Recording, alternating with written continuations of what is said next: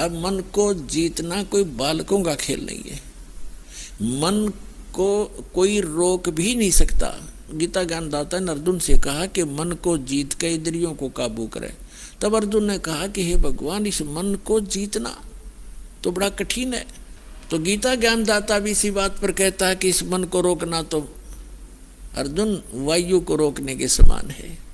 तो यहाँ परमात्मा ने जो अध्यात्म जो कंप्लीट स्पिरिचुअल नॉलेज है, संपूर्ण अध्यात्म ज्ञान है, जिसको तत्व ज्ञान कहा है, उस सूक्ष्म वेद में परमेश्वर ने बताया है कि इस मन को रोका नहीं जा सकता, इसकी दिशा बदली जाती है।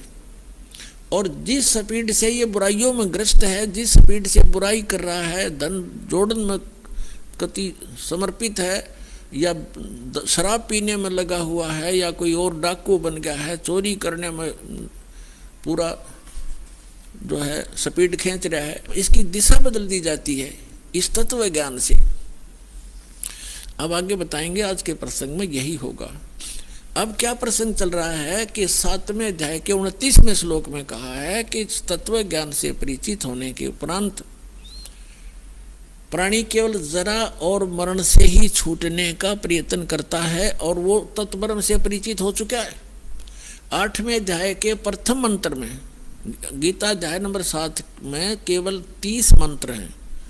29 में तो ये कहा है कि जो जरा और मरण से छूटने का प्रयत्न करते हैं, यानी वृद्धावस्था के डर से और मृत्यु के भय से, इस दुख से छूटने का जो प्रयत्न करते हैं, वो तत्ब्रह्म से परिचित है, सारे अध्यात्म से परिचित है और सभी कर्मों से परिचित है। 7वें अध्याय के 30वें मंत्र में सिर्फ इतना कहा है उस गीता ज्ञानदाता ने कि जो मेरे सत्य का ज्ञान रखते हैं वो मुझे ही जानते हैं और मुझे ही मानते हैं। फिर 8वें अध्याय के प्रथम मंत्र में अर्जुन ने प्रश्न किया कि हे भगवान, जो आपने 7वें अध्याय के 29वें श्लोक में जिस तत्ब्रह्म की जानकारी दी है कि उसको जानने के पश्चात ये साधक केवल जरा और मरण से छूटने का प्रयत्न करते हैं, यहाँ की किसी वस्तु की डिमांड नहीं रखते, तो किम तत्ब्रह्म, वो तत्ब्रह्म क्या है? 8वें अध्याय के 30वें श्लोक में श्रीमद् भगवत गीता में गीता ज्ञानदाता ने कहा कि वो परम अक्षर ब्रह्म है, यानी गीता ज्ञानदाता से अन्य है और वो तीसरे नंबर का प्रभु है। अब हम फिर आते हैं गीता अध्याय नंबर 15 के श्लोक 16 और 17 पर। श्रीमद् भगवत गीता अध्याय नंबर 15 के श्लोक नंबर 16 में दो पुरुष, सरपुरुष और अक्षर पुरुष, इन्हीं को सरब्रह्म भी कह सकते हैं, इसको अक्षर ब्रह्म भी कहते हैं, इनके अन्य पर्यायवाची नाम हैं।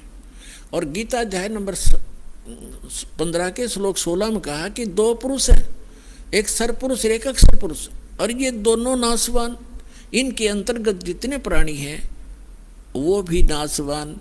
जीवात्मा तो किसी की भी नहीं मरती, वो तो कुत्ते की भी ना मरती, गधे की भी नहीं मरती।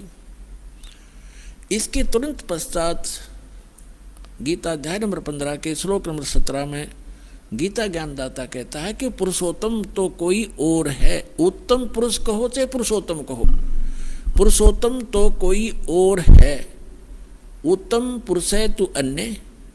ये इन दोनों से कोई और है, सरपुरुष और अक्षर पुरुष से, सरपुरुष कहो सरब्रह्म कहो, अक्षर पुरुष कहो अक्षर ब्रह्म कहो, इनसे कोई और है, अन्य है, हटकर है, सेपरेट है।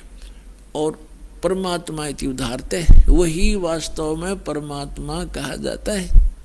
अपने आत्मा जिस लोक में आप रह रहे हो, कोई फ्लड से मर रहे हैं, कहीं भूकंप आ गया, किसी कोई कैंसर से पीड़ित है, किसी का वैसे एक्सीडेंट में मर जाते हैं, कोई किसी तरह दुखी है, कोई भी टेंशन से फ्री नहीं है, तो जिस लोक में हम रह रहे हैं, क्या ये परमात्मा का लोक हो सकता है? परमात्मा का अर्थ होता है श्रेष्ठ आत्मा, जो दुख देख नहीं सकता अपने बच्चों का। ये सतलोक है वो स्थान जहाँ परमात्मा का अपना स्थान है। ये तो एक रिजेक्टेड प्लेस है। जैसे फॉर एग्जाम्पल आपको बताएं, पुराने समय में